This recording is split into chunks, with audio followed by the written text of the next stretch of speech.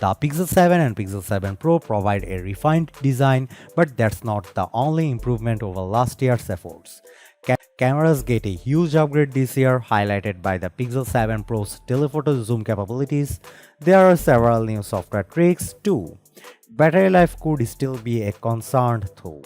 Google kept the same prices for the Pixel 7 and Pixel 7 Pro this year, starting at $599 and $899 respectively. To put those prices in context, you'd have to pay $799 to get either an iPhone 14 or Galaxy S22, so you can save $200 with a Pixel 7. And the Pixel 7 Pro offers a similar value relative to the competition, with the iPhone 14 Pro starting at $1,000 and the Galaxy S22 Ultra $300 more expensive than Google's top device. That's a lot to pay for a S Pen. Both Google phones start with 128GB of storage, with the Pixel 7 topping out at 256GB. The smaller phone comes with 8GB of RAM. The Pixel 7 Pro goes up to 256GB and 512GB of storage. All versions come with 12GB of RAM. You can pre-order both the Pixel 7 and Pixel 7 Pro right now with general availability on October 13th. Both the Pixel 7 and Pixel 7 Pro pick up where the Pixel 6 series left off last year. The horizontal camera bar is back, but now it's a soft finish metal, polished aluminum on the Pro and matte aluminum on the standard Pixel 7. The camera lenses are also more prominent on this year's models than they were on the Pixel 6.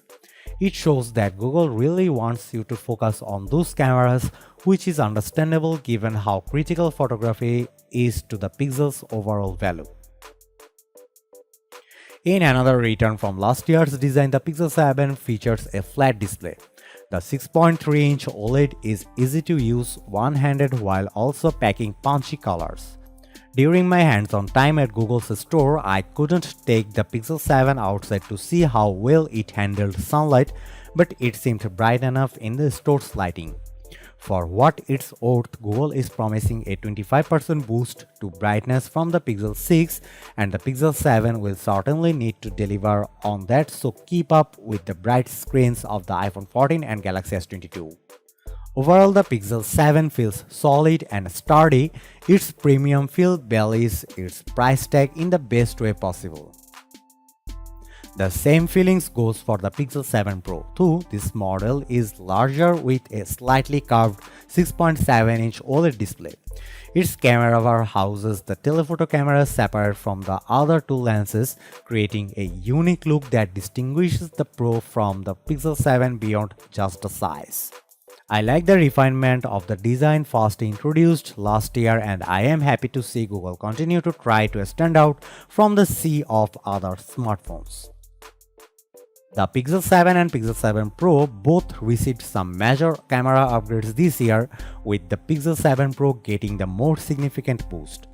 Google put a huge emphasis on zoom, with the Pixel 7 Pro aiming to offer professional-level telephoto capabilities. Google's Super Res Zoom technology has vastly improved. Not only does it allow the main 50-megapixel camera to shoot at 2x, cropping down to a 12.5-megapixel image, but the Pixel 7 Pro can get high-quality zoom anywhere between 2.5x to 4.9x by combining images from the main and telephoto cameras. At 5x, the telephoto lens kicks in, but Super Res Zoom works similarly up to 10x, which Google claims can create some amazing zoomed images. Super Res Zoom still does what it set out to do by cleaning up high digital zoom photos. At 15x and above, the feature will do noise your images, and zoom stabilization keeps your phone locked on your subject, much Samsung has done. This also helps provide nice zoomed images. Google really wanted to highlight the real tone. Its inclusivity measures to ensure that everyone's skin tones are properly represented in their pictures. But that's not only inclusivity feature. Guided Frame helps blind users take perfect selfies by guiding them via voice to line up their shots. While I'm not blind, I nonetheless find this so cool. Both the Pixel 7 and Pixel 7 Pro feature a new macro mode much like Apple introduced with the iPhone 13. Google accomplished this by increasing the ultra-wide sensor size by 25%, but it also added autofocus to that camera. All of that combined with Pixel's computational photography prowess should equal some beautiful macro shots. But what about video? Cinematic blur, much like Apple's cinematic mode, adds a shallow depth of field effect to your videos, making for some artistic blur at 24 fps. Active stabilization is just like Apple's action mode, meaning it offers gimbal-like stabilization to videos. 10-bit HDR is also now standard, offering a broader range of colors, and the Pixel 7 and Pixel 7 Pro can shoot in 4K 60 fps. Suffice to say, I can't wait to try out video and compare the Pixel 7 Pro to the iPhone 14 Pro. Many of the camera features outlined above are made possible by the new Tensor G2 chipset. Take photo unblur, which does what it says it does. The latest Pixels can unblur pictures using machine learning and AI, but it's not just for pictures you take on Google Pixel 7. The new Pixels can even unblur pictures in your Google Photos library. But that's not all that the new silicon brings to the table. Thanks to the latest Tensor, Google's new phones offer some really neat software tricks. One of my favorite Pixel features is the suite called Call Assistant. This includes call screen, which answers your phone for you to determine who's on the other line. It's a godsend for spam and scam callers.